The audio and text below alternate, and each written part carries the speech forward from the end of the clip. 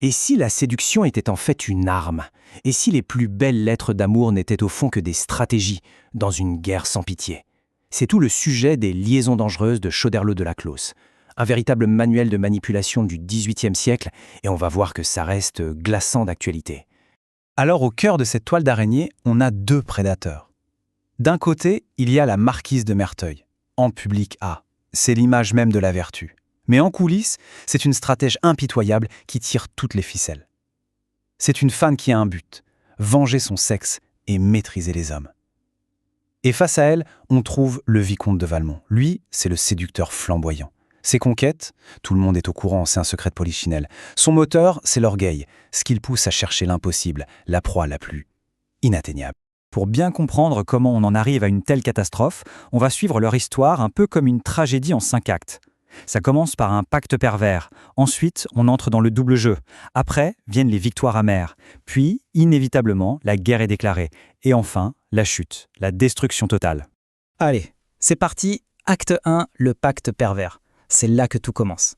Alors, à la base de tout ça, il y a un défi, un caprice en fait de la marquise de Merteuil. Elle demande à Valmont de s'occuper de la jeune Cécile de Volanges, qui sort à peine du couvent. Le but, se venger de son futur mari. Mais Valmont, il trouve la cible bien trop facile. Ce n'est pas digne de son talent, de sa réputation. Non, lui, il a un défi bien plus grand en tête. Faire tomber la présidente de Tourvel, un vrai bastion de vertu et de fidélité.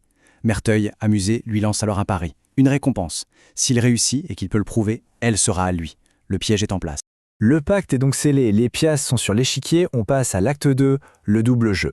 Alors qui sont les acteurs de ce drame? Eh bien d'un côté, on a Merteuil et Valmont, les marionnettistes. Leur moteur, la vengeance et l'orgueil. Et de l'autre, les pions, les victimes. On a la jeune Cécile, qui ne rêve que de découvrir l'amour, la très pieuse présidente de Tourvel, qui veut juste rester fidèle à son mari, et puis le jeune chevalier d'Ancenis, fou amoureux de Cécile. Chacun a un objectif simple, presque pur. Mais ce qu'ils ignorent, c'est qu'ils sont pris dans une machination. Une machine qui va littéralement les broyer.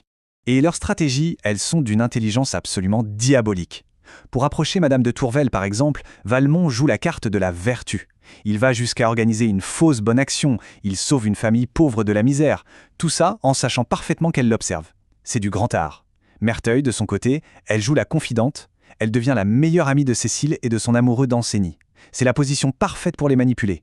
Et pendant ce temps, nos deux complices, ils s'écrivent. Ils se vantent de leurs avancées, ils se défient. C'est comme deux joueurs d'échecs qui savourent chaque coup porté à l'adversaire. Mais au début, Valmont ne voulait pas s'occuper de Cécile, on s'en souvient. Trop facile. Alors pourquoi il change d'avis? Eh bien la réponse, c'est la vengeance, pure et simple. Il veut se venger de la mère de Cécile, Madame de Volanges. Pourquoi? Parce qu'elle est une amie de la présidente de Tourvel et qu'elle n'arrête pas de la mettre en garde contre lui. Alors Valmont, il décide de faire d'une pierre deux coups, il va corrompre la fille pour punir la mère. Et là, on touche vraiment au cœur du personnage de Merteuil. Dans une de ses lettres les plus connues, elle l'écrit noir sur blanc « Je suis née pour venger mon sexe et maîtriser le vôtre ». Pour elle, ce n'est pas juste un jeu, pas du tout. C'est une guerre. Une guerre contre la société patriarcale qui a voulu la soumettre. Et elle a décidé de retourner les armes de cette société contre elle-même. L'hypocrisie, la manipulation, pour la dominer de l'intérieur. Et bien sûr, avec une telle détermination, leurs plans diaboliques finissent par fonctionner. Mais chaque victoire a un prix. On arrive à l'acte 3, les victoires amères. Après des semaines, des mois de stratégie, Valmont y arrive. Il parvient à ses fins. La présidente de Tourvel, à bout de force, épuisée par sa lutte intérieure, finit par céder. Victoire, c'est le triomphe. Sauf que c'est précisément là que tout bascule. En racontant sa victoire à Merteuil, Valmont commet l'erreur fatale pour un libertin. Il avoue avoir ressenti quelque chose d'imprévu, de sincère, quelque chose qui ressemble terriblement à de l'amour. Le prédateur, en fait, est tombé amoureux de sa proie. Et cette confession, ça rend Merteuil folle de rage. Et ce n'est même pas que de la jalousie. Non, c'est bien pire. C'est une trahison. Valmont a trahi leur pacte, leur philosophie de vie. En tombant amoureux, il place une autre femme au-dessus d'elle. Et ça, c'est intolérable. Alors, elle lui lance un dernier défi, le plus cruel qui soit. Pour prouver qu'il est toujours un vrai libertin, il doit rompre. Et pas n'importe comment.